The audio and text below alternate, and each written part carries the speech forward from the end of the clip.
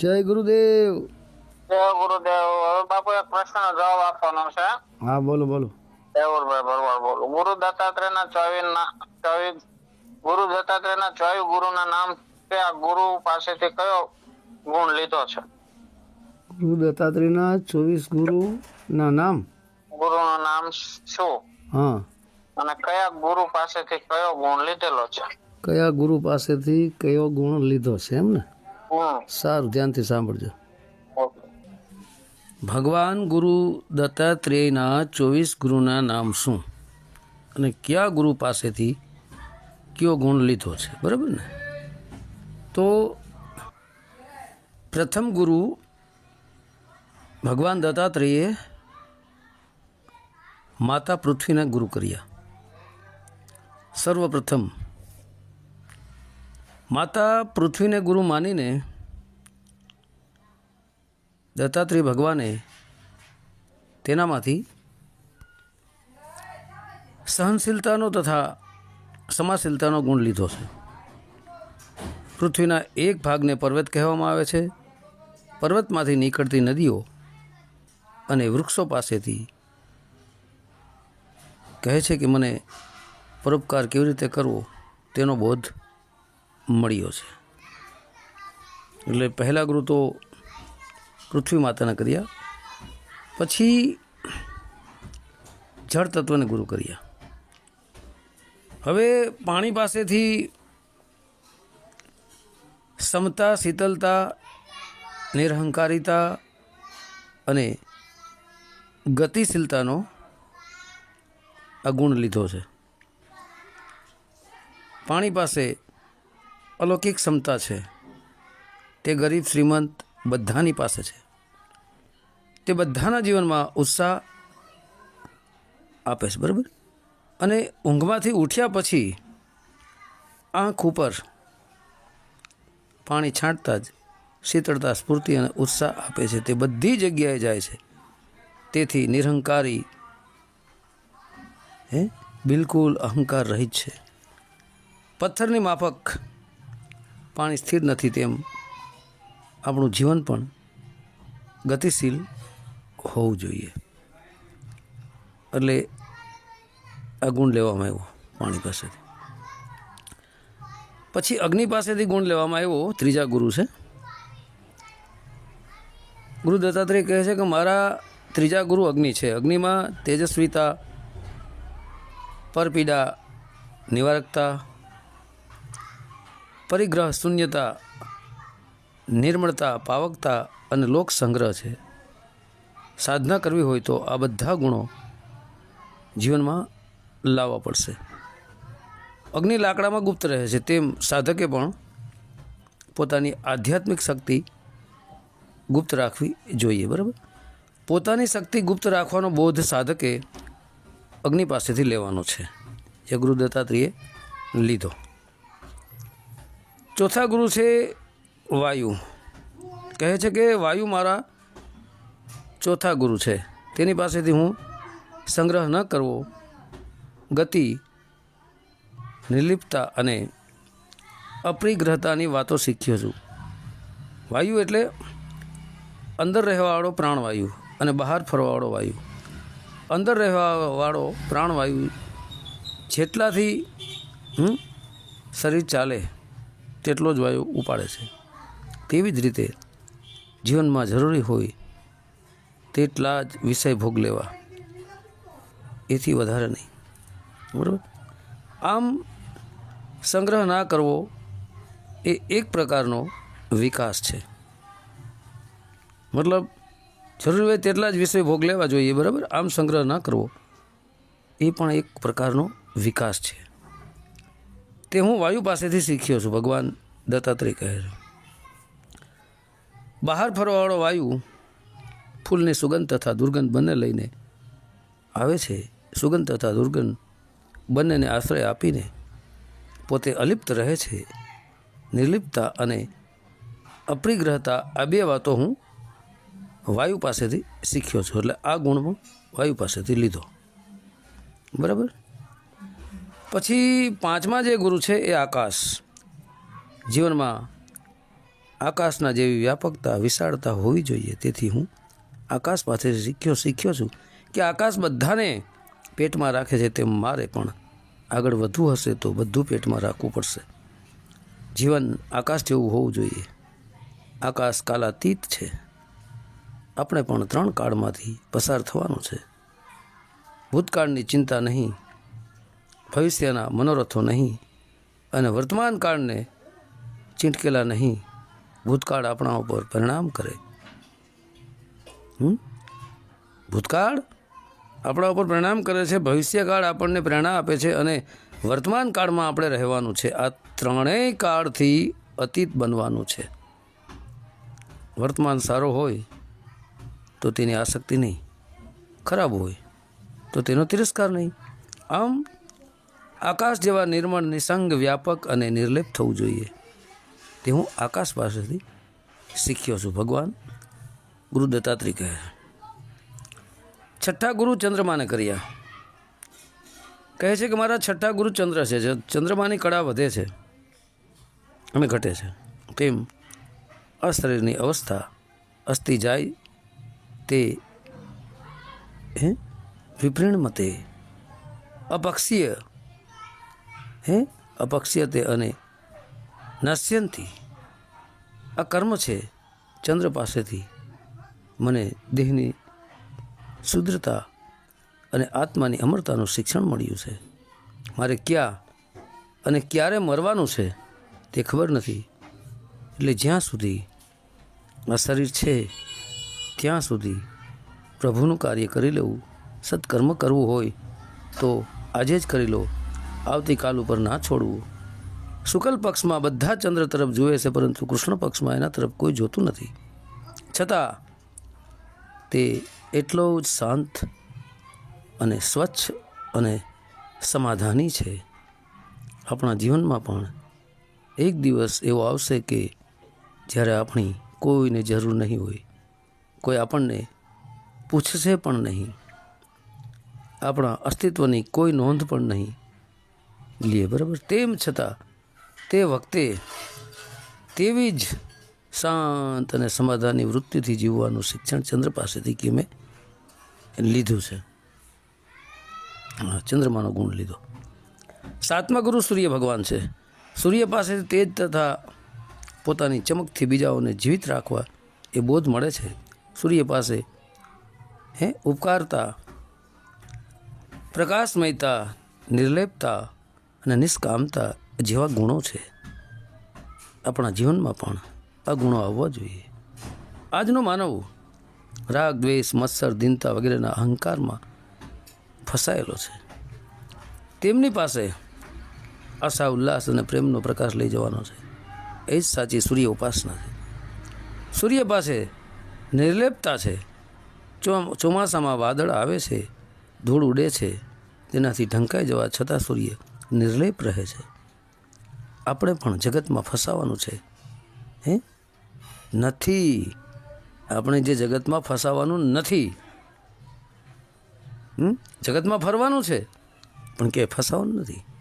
ગમે એટલા આવરણો આવે, ઢંકાઈ જાય આપણે, છતાં પણ આપણે તો સૂર્ય સમાન એક આત્મા જ છીએ. આવું સમજી લેવાનું. તો આપણે પણ જગતમાં ફરવાનું છે, તેથી કચરો આવવાનો જ, પરંતુ સૂર્ય પાસેથી આવી નિર્લેપતા લેવાની છે. ઉપકાર કરવો જોઈએ અને તેનું સાતત્ય ટકવું જોઈએ. બરાબર. 8મા ગુરુ કબૂતર છે. કબૂતર પાસેથી એવો બોધ લીધો છે, એવો ગુણ લીધો છે કે માનવ જીવનને પરિવારના સદસ્યોના પાલન પોષણ સુધી સ્મિત ના રાખવું, નહીં તો તેમના માટે જ હોમાઈ જવું પડશે. અત્યંત સ્નેહથી, આસક્તિથી બુદ્ધિનું સ્વાતંત્ર્ય ખતમ થઈ જાય છે. બુદ્ધિ વિચારી શકતી જ નથી. આ વાત કબૂતર પાસેથી શીખવાની છે. એક કબૂતર ફરતું હતું, ત્યાં એક કબૂતરી આવી. તે બંને સાથે રહેવા લાગ્યા. બચ્ચા પેદા થયા. સાથે રહેવાથી પ્રેમ વધ્યો. એકબીજા ઉપર અત્યંત વહાલ કરવા લાગ્યા. બચ્ચાને પાંખો આવતા ઉડવા લાગ્યા. બંને બચ્ચાના પાલન પોષણમાં આનંદ માનવા લાગ્યા. કબૂતરને જોઈ તેની માદા કબૂતરી ખુશ થઈ ગઈ અને કબૂતરીને ખુશ રાખવી એ જ મારું કર્તવ્ય છે એમ કબૂતરને લાગ્યું એક દિવસ લોભાવિષ્ટ થઈને બચ્ચા પારાધીની ઝાડમાં ફસાઈ ગયા. તેમને બચાવવા જતાં કબૂતરી પણ ઝાડમાં ફસાઈ ગઈ. ત્યાં કબૂતર આવીને બેઠું. પોતાના આખા કુટુંબને ઝાડમાં ફસાયેલું જોઈને કબૂતર હતાશ થઈ ગયું. કબૂતરને લાગ્યું કે પત્ની અને બચ્ચાઓ વિના મારું જગતમાં કોણ? હવે મારે શા માટે જીવવું? હું પણ કેમ મરી ના ગયો? આ રીતે કબૂતર ત્યાં રડવા લાગ્યું. આ માનવ પરિવારનું ચિત્ર છે જે કબૂતર રૂપે સમજાવ્યું છે. શોક અને દુઃખથી માનવ ધર્મચુસ્ત અને કર્તવ્યચુસ્ત બને છે. તો વિચારવાનું છે. શોક અને દુઃખથી માનવ ધર્મયુચ્છ અને કર્તવ્યુચ્છ બને છે. પત્ની અને બાળકો મરી જવાથી કબૂતરને પોતાનું જીવન અતૃપ્ત, અકૃતાર્થ અને વ્યર્થ લાગ્યું. તેથી તે પોતે પણ ઝાડમાં પડી મરી ગયું. અહીં પ્રશ્ન ઊભો થાય છે કે હું શા માટે જન્મ્યો? શું હું ફક્ત કુટુંબ માટે જ છું? મારા જીવનમાં શું કરવાનું છે? જીવિત કોને કહેવાય? મનુષ્ય જીવનનો ઉદ્દેશ્ય શું? હું ક્યાંથી આવ્યો? કેમ આવ્યો? ક્યાં જવાનો? આ બાબતો વિશે જે વિચાર કરતો નથી તેની ખૂબ જ ખરાબ દશા થાય છે. પત્ની અને બાળકોનું પાલન પોષણ કરવું જ જોઈએ, પરંતુ અતિશય પ્રેમ અને આસક્તિમાં જોખમ છે. તેના લીધે મનુષ્ય પોતાનું કર્તવ્ય ભૂલી જાય છે. આ જગતમાં મારો કોણ? મને જન્મ આપનારો કે કુટુંબ? મારે કોના માટે જીવવાનું? મને પ્રભુએ માનવ જન્મ આપ્યો છે. 84 લાખ યોનિમાં સૌથી શ્રેષ્ઠ બુદ્ધિશાળી બનાવ્યો છે. તો આત્મકલ્યાણના માટે કાર્ય કરવું જોઈએ. આદ્ય જગતગુરુ શંકરાચાર્યજી સતશ્લોકી શ્લોકમાં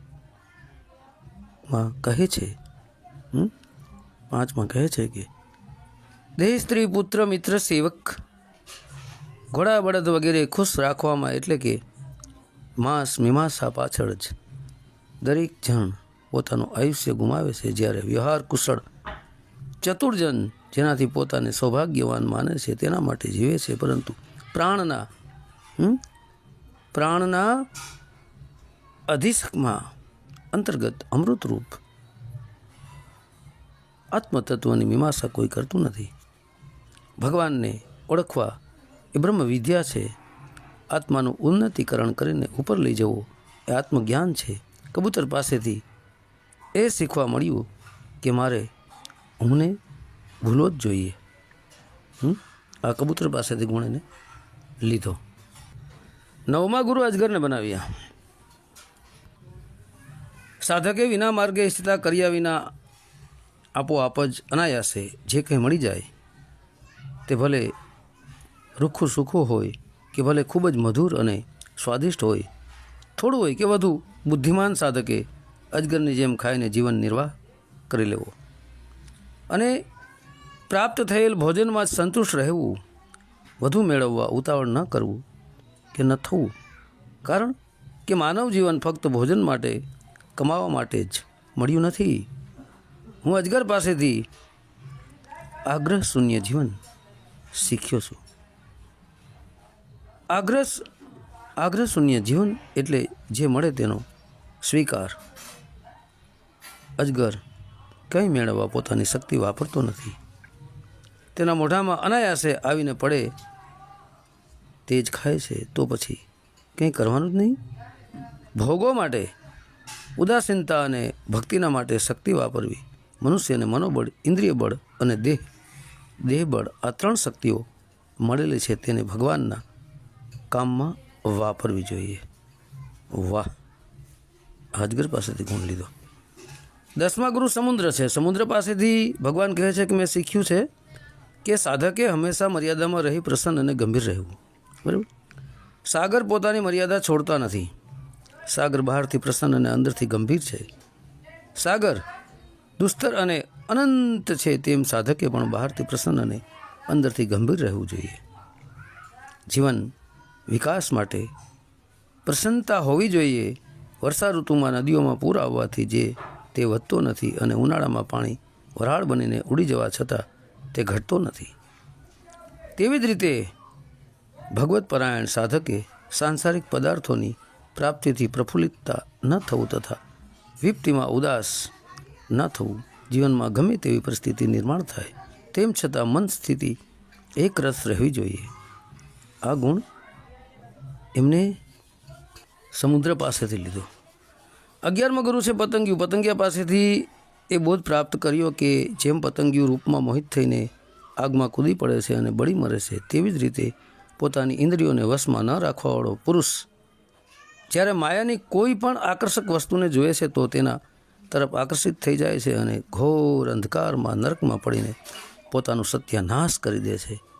જે મૂઢ વ્યક્તિ કંચન, ઘરેણાં, કપડાં વગેરે નાશવાન માયિક પદાર્થોમાં ફસાઈને પોતાની તમામ ચિત્તવૃત્તિઓ તેના ઉપભોગ માટે જ વાપરે છે, તે પોતાની વિવેક બુદ્ધિ ખોઈને પતંગિયાની જેમ નષ્ટ થઈ જાય છે. ઇન્દ્રિયોનો સારો ઉપયોગ કરવામાં આવે તો પવિત્ર અને તેનો ઉપભોગ માટે જ ઉપયોગ કરવામાં આવે તો તે અપવિત્ર. સુંદરતા એ પ્રભુની વિભૂતિ છે, પરંતુ જ્યાં પાવિત્ર્ય છે ત્યાં વાસના ઊભી થતી નથી. હંમેશા ભોગમાં સૌંદર્યનો નાશ થાય છે અને ભક્તિમાં સૌંદર્યનું સાતત્ય છે. એકાદ સુંદર યુવતી રસ્તા ઉપરથી જતી હોય તો તેને જોઈને કૂતરાને વાસના થતી નથી, તેવી જ રીતે સુંદર સ્ત્રીને જોઈને બાળક કે વૃદ્ધના મનમાં પણ વાસના નિર્માણ થતી નથી. એનો અર્થ એ છે કે વસ્તુમાં વાસના નથી, જોનારની દૃષ્ટિથી વાસના નિર્માણ થાય એના જોનારની દૃષ્ટિમાંથી આ વાસના નિર્માણ થાય છે. જે ઇન્દ્રિયાશક્તિના ભોગમાં આ ઇન્દ્રિય આસક્તિથી આ જોવામાં આવે તો તેને ભોગ કહેવામાં આવે છે. જે હૃદય શક્તિથી જોવામાં આવે તો તેમાં ભાવ પ્રગટે.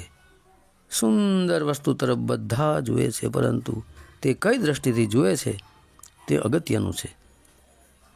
માનવ ભક્તિ નહીં કરે તો સૌંદર્યની પાછળ પતંગિયાની જેમ મરી જશે, એટલે કે મનુષ્ય શરીર ચાલ્યું જશે. આ માટે દરેક માનવે સાવધાન રહેવાનું છે. સૃષ્ટિનું સૌંદર્ય ક્ષણિક છે, ખરાબ છે, નશ્વર છે એવું ફક્ત બોલીને નહીં ચાલે. એ હકીકત નથી. સૃષ્ટિ સુંદર છે એ હકીકત છે, તેને ખરાબ ઠરાવીને ભાગવું એ પ્લાયનવાદ છે. જીવનની દૃષ્ટિ બદલવી જોઈએ અને આ કામ ભક્તિથી જ સંભવ છે. એ ગુણ પતંગિયા પાસેથી લીધો. 12મા ગુરુ છે ભમરો. ભમરો વિભિન્ન પુષ્પોમાંથી જે ભમરો હોય છે, વિભિન્ન પુષ્પોમાંથી ભલે તે નાનું હોય કે મોટું હોય તેનો સાર ગ્રહણ કરે છે. તેવી જ રીતે જે વિદ્વાન છે, પંડિત છે, બુદ્ધિમાન છે તે પુરુષે નાના મોટા તમામ શાસ્ત્રોમાંથી તેનો સાર નિચોડ ગ્રહણ કરવો જોઈએ. આ ગુણ તેને ભમરા પાસેથી લીધો છે. 13મા ગુરુ છે મધમાખી. મધમાખી પાસેથી એ બોધમાં મળ્યો, એ ગુણ લીધો કે સાધકે બીજા દિવસના માટે ભિક્ષાનો સંગ્રહ ના કરવો. તેની પાસે ભિક્ષા લેવાનું કોઈ પાત્ર જ ના હોય તો બે હાથને ભેગા કરી લેવું.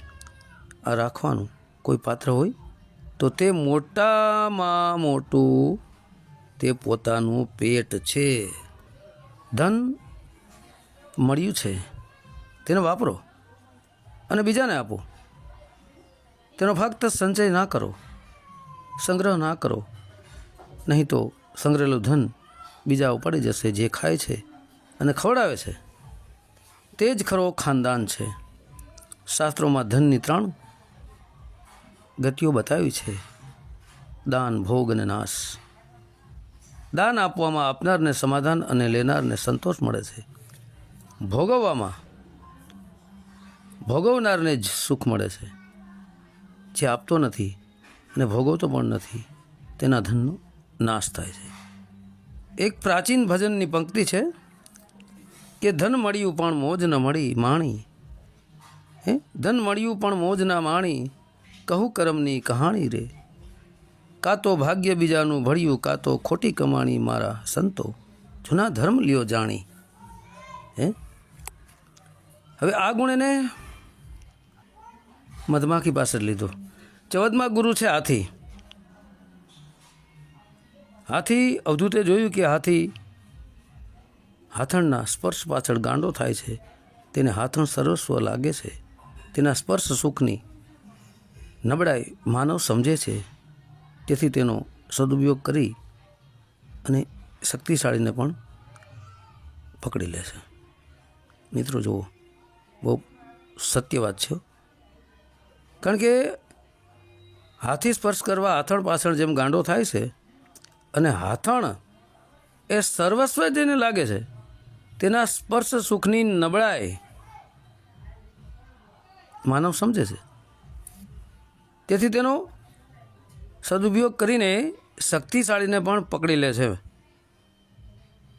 શિકારી એક ખાડો કરીને તેના ઉપર વાંસની પટ્ટીઓ ગોઠવી દે છે. તેના ઉપર ઘાસ પાથરીને એ જમીન જેવું બનાવી દે છે.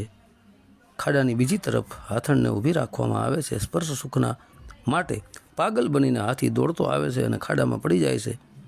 હાથીને કેટલાક દિવસો સુધી ભૂખ્યો તરસ્યો રાખવામાં આવે છે. પછી શિકારી તેને પોતાના તાબામાં લઈ લે છે. સ્પર્શ સુખની પાછળ ગાંડો થવાથી હાથી પોતાનું સ્વતંત્ર ગુમાવી બેસે છે. શક્તિશાળી હાથી પણ સ્ત્રી સ્પર્શમાં પાગલ બનીને બંધનમાં પડે છે. જગતમાં સ્ત્રી અને પુરુષ ભગવાન નિર્મિત છે. તેથી સ્ત્રીને ત્યાજય સમજીને તેની નિંદા કરવાની નથી. બરાબર, ત્યાગવાની નથી. જેના પેટથી આપણો જન્મ થયો છે, જેનું સ્તનપાન કરીને આપણે મોટા થયા, તેની સાથે પશુવત વર્તન કરવાનો શાસ્ત્રમાં નિષેધ કર્યો છે. સ્ત્રી તરફ પશુવત વર્તન એટલે સ્ત્રી તરફ ઇન્દ્રિય સુખની દૃષ્ટિથી જોવું. પશુને માનસિક, બૌદ્ધિક કે આત્મિક સુખની દૃષ્ટિ હોતી જ નથી. તેને ફક્ત શારીરિક સુખની જ ખબર હોય છે. માણસ પણ તે જ દૃષ્ટિથી જુએ તો તે પશુવત દૃષ્ટિએ તે પશુવત દૃષ્ટિ છે. સ્ત્રી પુરુષ પરસ્પર ઉપભોગ કરે તો તેમાં કોઈ ખરાબી નથી. પરંતુ સ્ત્રીમાં પાવિત્ર્ય નિર્માણ કરો અને તેના માટે ભક્તિની જરૂર છે. ભગવાને તમામના શરીર બનાવ્યા છે. ભગવાન જ તમામના શરીરને ચલાવે છે. આ શરીરની અંદર ભગવાન જ બેઠા છે. તેથી આ શરીર પવિત્ર છે. બીજાનું શરીર પવિત્ર માનવા માટે આ 3 વાતો ઘણી જ અગત્યની છે. હાથી પાસેથી આ ગુણ લેવામાં આવ્યો. 15મા ગુરુ ભગવાને હરણને કર્યા છે. એક શિકારી હરણનો શિકાર કરતો હતો. અવધૂતે તે જોયું. હરણ અતિશય ચપ્પળ હતું. તેથી શિકારી તેને પકડી શકતો ન હતો. શિકારીને હરણની નબળાઈની ખબર હતી. હરણ ગાયન સંગીતથી લોભાય છે. સંગીત વગાડવાથી હરણ લોભાશે તેમ વિચારી શિકારીએ ગાયન શરૂ કર્યું અને હરણ સંગીત સાંભળવામાં ઊભું રહ્યું. તે લાગ જોઈને શિકારીએ તેનો શિકાર કર્યો. આ ઘટના જોયા પછી ભાગવતકારે તેના ઉપર એક વાર્તા લખી છે. અયોધ્યા નગરી ઉપર આપત્તિ આવી હતી. તેમાંથી અયોધ્યાની રક્ષા કરવી હોય તો ઋષિએ શૃંગ ઋષિને અયોધ્યામાં લાવવા પડે. રાજાએ વિચાર કરીને વૈશ્યાઓને ઋષિએ શૃંગ ઋષિને લાવવાનું કામ સોંપ્યું. ઋષિ તપ કરતા હતા. તે સ્થળે વૈશ્યાઓ નૃત્યાંગનાઓ પહોંચી ગઈ. ત્યાં તેમને ગાયન નૃત્ય શરૂ કર્યું.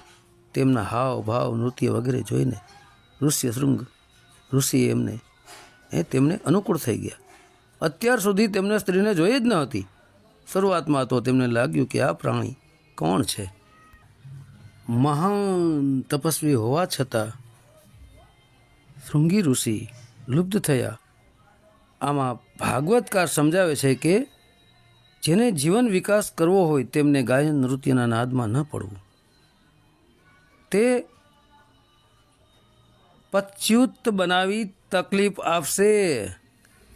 અને જે પરતંત્ર બુદ્ધિનો છે તે જીવન વિકાસ કેમ કરી શકે. જીવન વિકાસ કરવો હોય તો સ્વતંત્ર બુદ્ધિ જોઈએ. જીવન વિકાસના માટે બુદ્ધિ બગડવી ના જોઈએ. કપાળે તિલક કરીને આપણે બુદ્ધિની પૂજા કરીએ છીએ. કારણ કે કબુદ્ધિ બગડે તો વિચાર અને કર્મ પણ બગડે. કારણ કે જો આપણી બુદ્ધિ બગડી જાય ને કે બુદ્ધિ બની જાય તો વિચાર અને કર્મ પણ બગડે. તો મિત્રો અહીં તો જુઓ, હું ઘણીવાર બોલું છું કે ભાઈ તબલા કોટવા, આખી રાત ભજન ગાવવા, નાચવું ગાવું, અને સાફ સાફ ના પાડે છે ગુરુ દત્તાત્રેય કે ગાયન નૃત્યના નાદમાં ના પડવું. જેમ કે આપણે બધું ગાતા હોઈએ છીએ, આજે ભજનો આ છે તે છે, પણ ભજન એ સંતોની વાણી શું કહેવા માગે છે એને સમજવાનું છે. ભજન ગાવાથી, સાંભળવાથી, કે આખી રાત તબલા કોટવાથી કે ભજન કીર્તન કરવાથી કાંઈ નહીં થાય, પણ એ વાણીઓના શબ્દ શું કહેવા માગે છે, એનો સાર શું નીકળે છે, સાર પકડીને રસ્તે ચાલવાની વાત છે. આખી જિંદગી ભજન ગાતા રહેવું, સાંભળતા રહેશું, જીવન વ્યર્થ જશે. તો આ જે ગુણ છે આ તેને હરણ પાસે જ લીધું કે સંગીતમાં ન ફસાવું એમ. હવે 16મા ગુરુ માછલી, અવધૂતે માછલી પાસેથી એવો બોધ ગ્રહણ કર્યો કે જે જીવન વિકાસ કરવો હોય તેને રસનાનો મોહ છોડવો પડશે. માછીમાર કાંટામાં માંસનો ટુકડો રાખીને માછલીને ફસાવે છે, તેવી રીતે સ્વાદના લોભી દુર્બુદ્ધિ મનુષ્ય પણ પોતાનામાં મનને મંથન કરનારી જીભને વશ થઈ જાય છે અને માર્યો જાય છે. વિવેકી પુરુષ ભોજનને છોડીને બીજી ઇન્દ્રિયો ઉપર તો ખૂબ જ જલ્દીથી વિજય પ્રાપ્ત કરી લે છે, પરંતુ તેનાથી રસના ઇન્દ્રિય જીભ વશમાં થતી નથી. કારણ કે મિત્રો, હું ઘણીવાર કહું છું, શબ્દ સ્પર્શ રૂપ રસ ને ગંધ, આ બધા આ 5 વિષયોની ઉપર ભમતું મન છે. તો મિત્રો, હું ઘણી ઓડિયોમાં બોલી ચૂક્યો છું કે જે જીભનો સ્વાદ લેતો હોય, સાચા ઘીના લાડુ, સાચા ઘીમાં શીરો, સાચા ઘીમાં બધું બનાવીને સાચા ઘીમાં પૂરીઓ તરીને 32 જાતના પકવાન ખાતો હોય અને જીભને આ સ્વાદનો રસ આપતો હોય, તો મારી દૃષ્ટિએ સંત નથી. હું ઘણા ઓડિયોમાં બોલ્યો છું. કારણ કે સાધુ ખાય લુખા સુખા પ્રભુ પધરાય કે જીભના સ્વાદમાં સાચા સંતની કે સાધુની જીભ ફરતી નથી મિત્રો. 17મા ગુરુ ટીટોળીને કર્યા છે. અવધૂત એકવાર ટીટોળીને જોઈએ છે તો તેની ચાંચમાં માંસનો ટુકડો હતો, તેના લીધે બીજા બધા પક્ષીઓ તેની પાછળ પડ્યા. છેવટે ટીટોળીએ માંસના ટુકડાને ફેંકી દીધો કે તુરંત જ આ બધા હેરાન કરવાવાળા ચાલ્યા ગયા અને હેરાનગતિ દૂર થઈ. આના ઉપરથી અવધૂત કહે છે કે અપસંગ્રહના લીધે હેરાનગતિ થાય છે, તે છોડી દો તો તકલીફ દૂર થાય છે. અહીં માંસના ટુકડાનો અર્થ થાય છે ઉપભોગ્ય વસ્તુ. કવિએ કહ્યું છે કે જે છેડે એને કોઈ છોડતું નથી અને જે છોડે તેને કોઈ છેડતું નથી. તો આ ગુણ તેમની પાસેથી લીધો. પછી 18મા ગુરુ એને એક વૈશ્યા પાસેથી લીધો. દત્તાત્રેય એક પિંગલા નામની વૈશ્યા પાસેથી પણ જ્ઞાન મેળવ્યું છે. શ્રીમદ ભાગવતમાં તેની કથા આવે છે કે વિદેહ નગરી મિથિલામાં એક નાચવા ગાવાવાળી પિંગલા નામની એક વૈશ્યા રહેતી હતી. તે ધનની લોભી હતી. પ્રભુએ તેને સુંદરતા આપી હતી, પરંતુ તેનો દુરુપયોગ કરતી હતી. ધનવાન અને લાલચુ પુરુષોને લોભાવીને તે તેમની પાસેથી ધન પડાવતી હતી, પરંતુ તેની યુવાની અસ્ત થતાં ધનવાન પુરુષો તેની પાસે આવવાના બંધ થઈ ગયા. એક દિવસ તે ગ્રાહક શોધે છે અને તેમાં નિષ્ફળ જાય છે. તેથી તે પશ્ચાતાપ કરે છે કે આ મારો દેહ મારો દેહ વિલાસાર્થ નથી.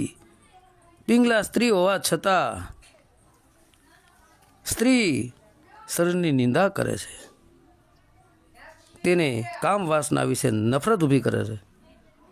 કોઈની કામના પૂર્તિ માટે પોતાનું શરીર વાપર્યું, તેથી તે જીવનથી કંટાળી ગઈ છે. છેવટે તેને વિચાર કર્યો કે મારાથી સૌથી નજીકમાં નજીક મારા હૃદયમાં જ મારા સાચા સ્વામી ભગવાન બિરાજમાન છે, કે જે વાસ્તવિક પ્રેમ, સુખ અને પરમાર્થનું સાચું ધન આપનાર છે. જગતના પુરુષો અનિત્ય છે અને એક પ્રભુ જ નિત્ય છે. તેમને છોડીને મેં તુચ્છ મનુષ્યોનું સેવન કર્યું કે જે મારી એક પણ કામનાનું મારી એક પણ કામના પૂરી કરી શકે તેમ ન હતા. માતા મીરાબાઈ કહે છે ને કે એવા વરને વરીને હું શું કરું, આજે જન્મે ને કાલે મરી જાય, વરું તો મારા ગિરધર ગોપાલને મારો ચૂડલો અમર થઈ જાય. એ જ પ્રમાણે તેમને મને ફક્ત દુઃખ, ભય, વ્યાધિ, શોક અને મોહ જ આપ્યો છે. આમાં મારી મૂર્ખતાની હદ છે કે હું તેમનું સેવન કરતી રહી. ખરેખર ધનની લાલચ અને આશા ઘણી ખરાબ છે.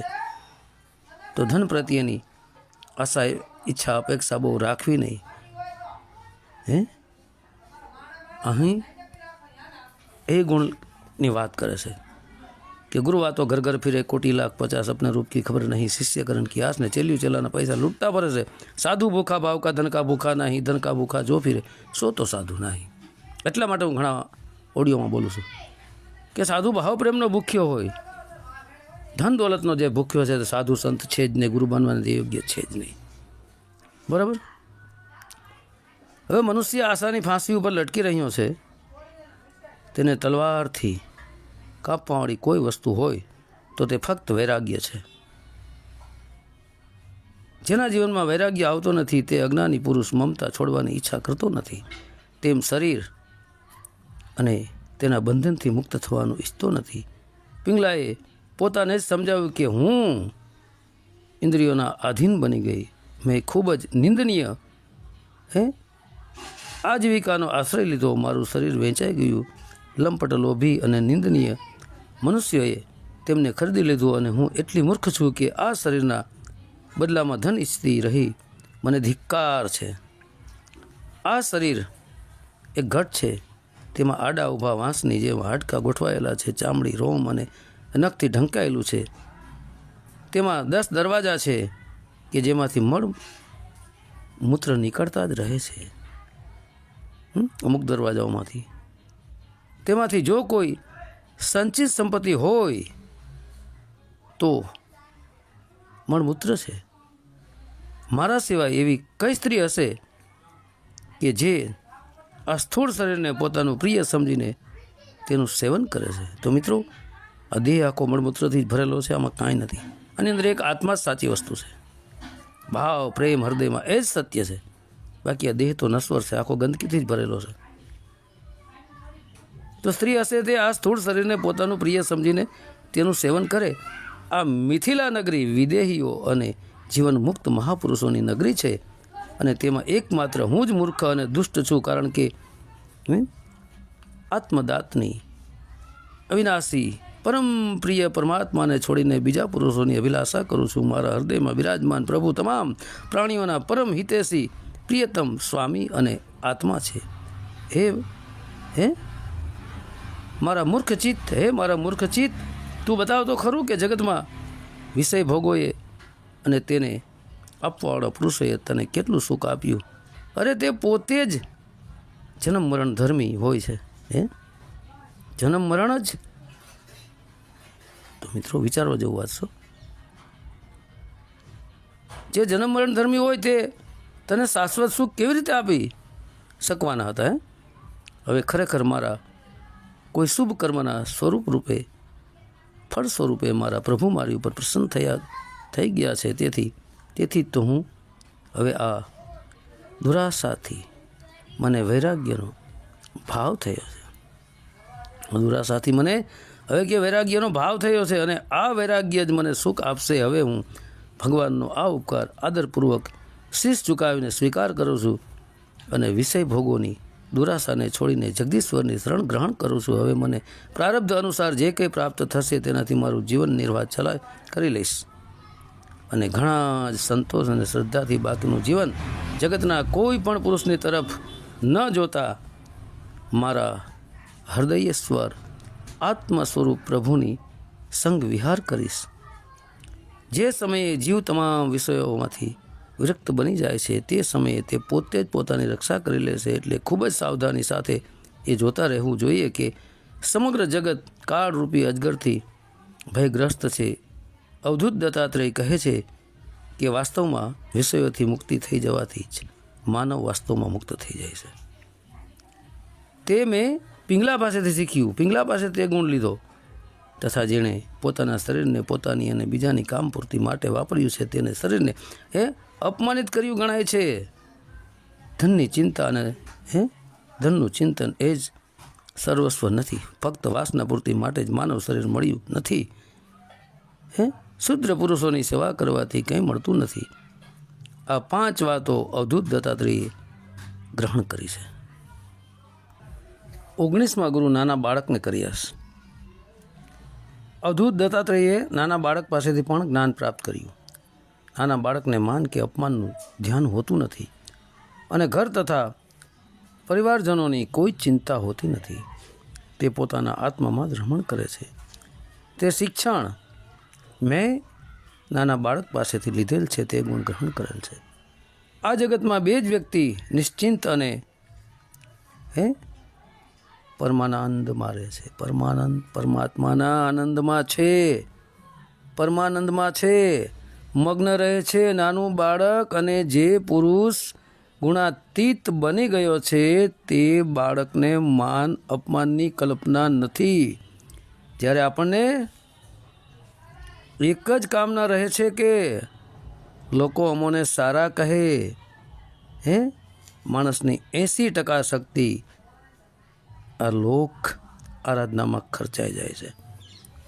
નાનું બાળક નિશ્ચિંત છે તે માણસે ચિંતા છોડી દેવી જોઈએ. જ્યાં સુધી ચિંતા છે ત્યાં સુધી વ્યસ્તતા રહેવાની જ.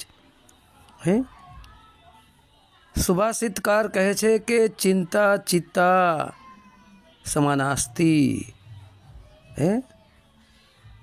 ચિતા માણસને મરી ગયા પછી બાળે છે, પણ ચિંતા તો માણસને જીવતે જીવતા જ બાળે છે. શ્રીમદ ભગવદ્ ગીતા કહે છે કે ભૂતકાળની ચિંતા છોડી દો, ભવિષ્યકાળની લાલસા છોડી દો અને વર્તમાન પકડો. ભગવાને વિસ્મૃતિના રાખી હોત તો ભૂતકાળમાં થયેલી ભૂલો, ભોગવેલા દુઃખો યાદ કરીને માણસ મરી જાત. આ ચિંતા દૂર કરવાનો ઉપાય છે ખરાબમાં ખરાબ સ્વીકારવાની તૈયારી રાખો, જેથી માનસિક શાંતિ મળશે. ચિંતાનું બીજું કારણ છે મૂંઝવણ. માણસ નવરો હોય ત્યારે ચિંતા કર્યા કરે છે, માટે કામમાં સતત વ્યસ્ત રહો. બીજું, કુવિચારથી ચિંતા ઊભી થાય છે.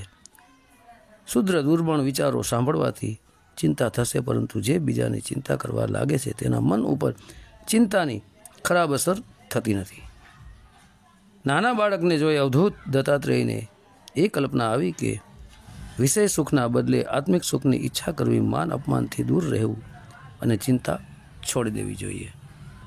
તો મિત્રો, માન અપમાનથી દૂર રહેવું, અહંકાર છોડી દેવો. હું કાંઈ છવ જ નહીં, આ નોટ કરી લેજો. આ ગુણ પણ તેને લીધો છે ભગવાને. 20મા ગુરુ છે એના કુમારિકા. એક વખત અવધૂત ફરતા ફરતા એક ઘરમાં ગયા તો એક કુંવારી કન્યા એકલી જ ઘેર હતી. ઘરના તમામ સદસ્યો બહાર ગયા હતા. ઓચિંતા વર પક્ષના લોકો ઘેર આવ્યા. ઘરમાં બીજું કોઈ હતું નહીં. છોકરીએ વિચાર્યું કે ઘરમાં ચોખા નથી તો શું કરવું.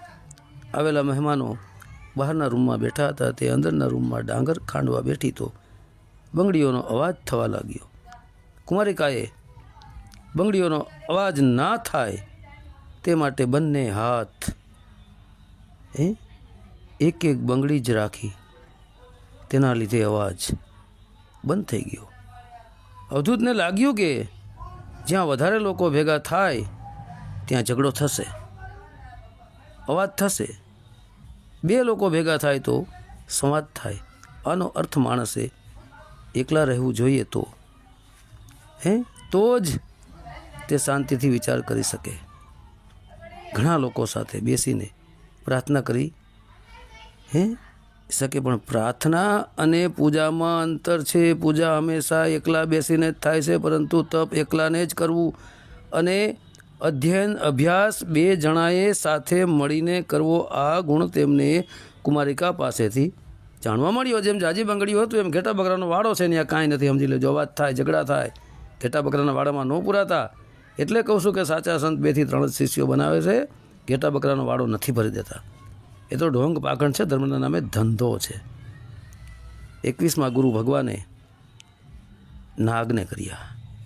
નાગ પાસેથી અવધૂતે એ શીખ્યા કે સંન્યાસીએ સાપની માફક એકલા જ વિતરણ કરવું, તેને મંડળ કે મઠ બાંધવો જોઈએ નહીં. જનસંગ્રહ ખોટો છે. જાજા ટોળા ઘટાના બકરા ભરી દઈએ તો ખોટું છે.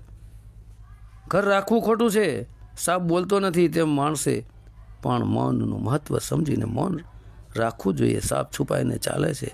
આ 5 વાતો સંન્યાસી પાસે હોવી જોઈએ. તે સંન્યાસી માટે પંચામૃત છે મિત્રો. જુઓ, સાપને કોઈએ ઘર બનાવી દીધું, ઘર મળી જાય છે ને, એમ પરમાત્મા માથે ભરોસો રાખો, તમને પણ ઘર મળી જ જશે. જ્યાં સુધી દુઃખ લખેલું હોય ત્યાં સુધી ઘર નથી મળતું, પછી મળી જાય છે. પરમાત્મા કૃપા કરે ત્યારે. પણ આપણે જ છલ કપટ કરીને બંગલા બાંધવાનો પ્રયત્ન કરીએ છીએ, પણ એ બંગલા એને રહી જશે. અને છલ કપટ કરેલું પાપના પોટલા બાંધીને આપણે 84ના ચક્કરમાં જાય છીએ. હવે એને 22મા ગુરુ કર્યા બાણ બનાવનારને.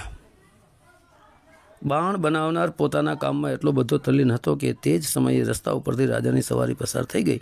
તે સવારીમાં વાજિંત્રો, ઢોલ, શરણાઈ વગેરેનો ઘણો જ અવાજ થતો હતો. તેમ છતાં બાણ બનાવનાર પોતાના કામમાં એટલો એકાગ્ર હતો કે ઉપર સુદ્ધા જોયું નહીં. આ જોઈને અવધૂતને લાગ્યું કે જગતમાં ઘણા અવાજો આવશે, પરંતુ જીવન વિકાસ સાધવાનો પ્રયત્ન કરનારે પોતાના કાર્યમાં એકાગ્ર રહેવું જોઈએ. આસન અને પ્રાણાયામ વડે પ્રાણને જીતીને અભ્યાસ અને વૈરાગ્ય દ્વારા પોતાના મનને વશમાં કરી લેવું અને પછી પોતાના લક્ષ્ય પોતાનું સ્વસ્વરૂપમાં લગાવવું. જ્યારે પરમાનંદ સ્વરૂપ પરમાત્મામાં મન સ્થિર થઈ જાય છે તો ત્યાં પછી ધીરે ધીરે વાસનાઓની ધૂળ ધોવાઈ જાય છે.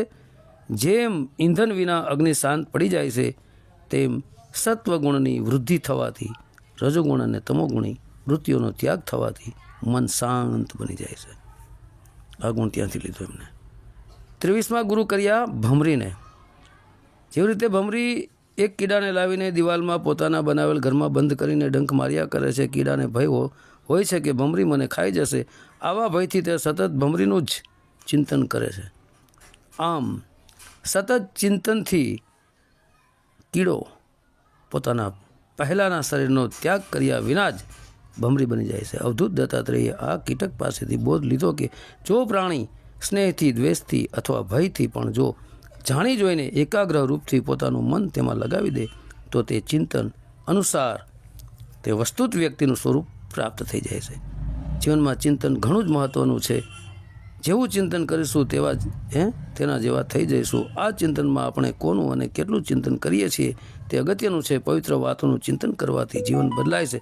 એટલા માટે મિત્રો હંમેશા આત્મચિંતન કરતું રહેવું, સોમ શબ્દ ચિંતન કરતું રહેવું. આ ગુણ ત્યાંથી મેળવ્યો એને. હવે છેલ્લા ગુરુ કર્યા કરોડિયાને. જેમ કરોડિયો પોતાની ઝાડ લાડથી ઝાડ બનાવે છે, તેમાં વિહાર કરે છે અને પછી તેને ગળી જાય છે. કરોડિયો પોતાની લાડથી ઝાડ બનાવે છે અને તેમાં જ વિહાર કરે છે, રહે છે, અને પછી તેને જ ગળી જાય છે. ઝાડમાં પોતે ફસાઈને મરી જાય છે.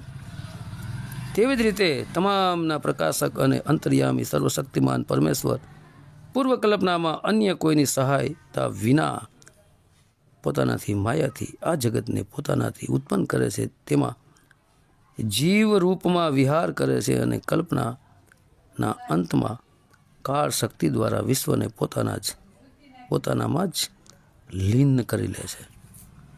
તો મિત્રો હંમેશા ચિંતન પરમાત્માનું જ કરવું. આ ગુણ ભગવાને ત્યાંથી લીધો. બરાબર. આમ ભગવાન કહે છે કે મેં 24 ગુરુઓ પાસેથી જે શિક્ષણ, જે ગુણ મેળવ્યું તે મેં બતાવ્યું છે. તો દેવુર ભગત આ 24 ગુરુના નામ શું આવી ગયા, કયા કયા ગુણ લીધા એ પણ આવી ગયા. તો બોલો પ્રેમથી ભગવાન ગુરુ દત્તાત્રેયની જય, માતા અનસુયાની જય, પિતા અત્રિ ઋષિની જય. છેલ્લે મિત્રો અલખ નિરંજન જય ગુરુદત્ત જય ગિરનારી. અલખ નિરંજન